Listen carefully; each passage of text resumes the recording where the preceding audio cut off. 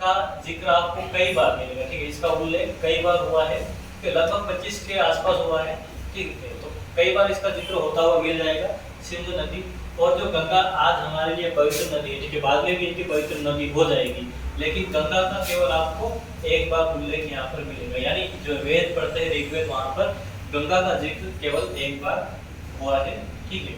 तो इन दो नदियों का महत्व यहाँ पर आपको इस तरह से दिखेगा, एक बार इसका उल्लेख होता है यहाँ पर।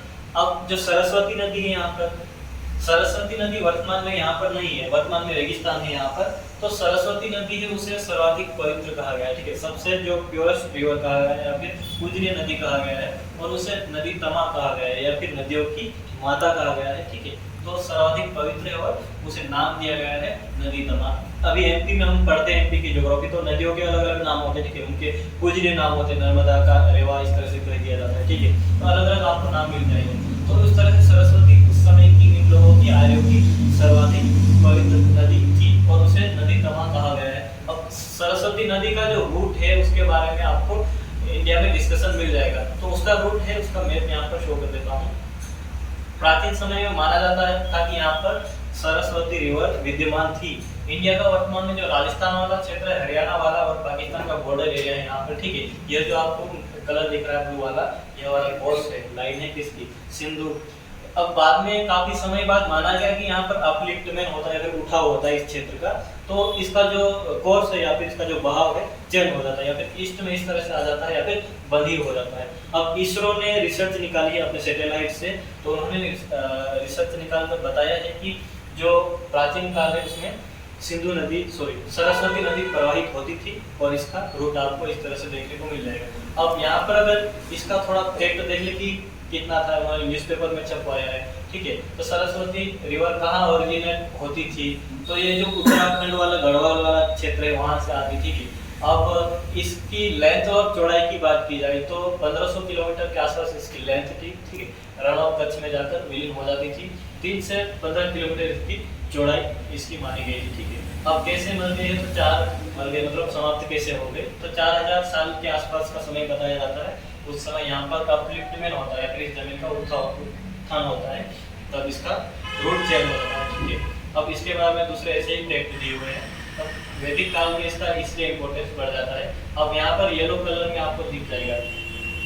और अभी जो इसका नाम, अभी तो घग्गर रिवर आपको मिल जाएगी, राजस्थान से फ्लो होती है वेस्ट में, तो घग्गर हाकरा रिवर भी कहा जाता है अभी, लेकिन इसको प्राचीन काल में नाम दिया गया था सरस्वती रिवर। तो इसका यहाँ पर आपको जिक्र मिल जाएगा। अभी मैंने पीछे आपको बताया कि जो सिंधु नदी है, जो झेलम नदी है, उसका नाम बताया वितस्ता, उनके नाम इस तरह से मिलेंगे। तो उनका जो नाम जोड़ा गया है कि यह नदियाँ थी। आस्किनी चिनाब का नाम था, ठीक है। यहाँ पर रावी नदी का नाम अलग है, ठीक है। परुषणी उसका नाम है, यहाँ पर ऐरावती दिया हुआ है। विपाशा व्यास को कहा गया, सतुद्री सतलज नदी को कहा गया है, ठीक है। इस तरह से इनके अलग अलग आपको नाम मिल जाएंगे।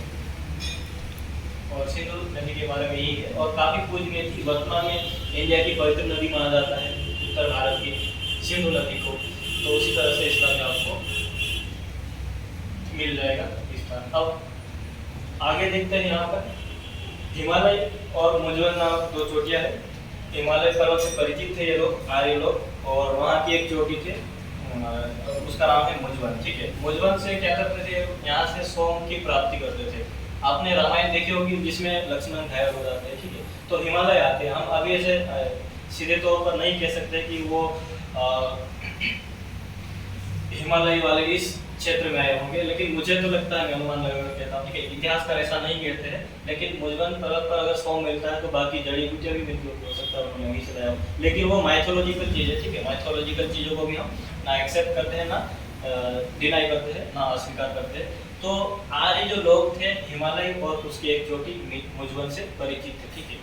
और वो अरावली पर्वत से भी परिचित थे, ठीक है। अरावली पर्वत जो राजस्थान से आपको जाता हुआ मिल जाएगा यहाँ पर, ठीक है। इस तरह से है, राजस्थान, हरियाणा, दिल्ली तक इसका विस्तार है, ठीक है। गुजरात में भी है।